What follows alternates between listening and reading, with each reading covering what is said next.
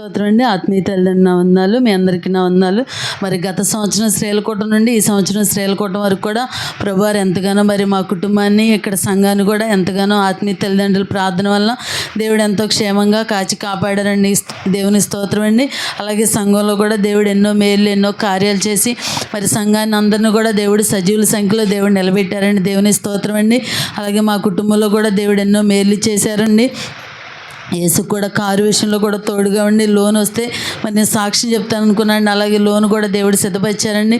అలాగే నా బిడ్డలకు కూడా చదువుల్లో తోడుగా ఉండి మరి యేసుకి రాజుకి సునీలకు కూడా ఎంతగానో దేవుడు తోడుగుండి క్షేమంగా తీసుకొస్తున్నారండి ప్రభువారు.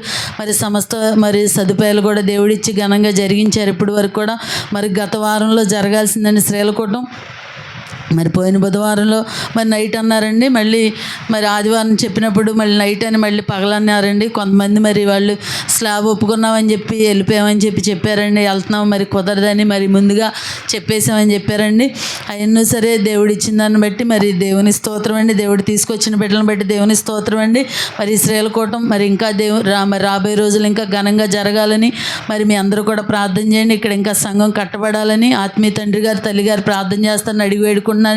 మరి అలాగే ఇక్కడ బిడ్డలందరినీ కూడా దేవుడు క్షేమంగా సంతోషంగా నిలబెట్టి మరి ఎన్నో మేలు కార్యాలు చేసి సజీవుల సంఖ్యలో బిడ్డలందరినీ కూడా దేవుడు నిలబెట్టాడని దేవుని స్తోత్రం.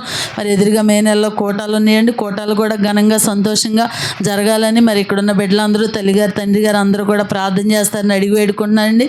మీ అందరికీ నా వందనాలు.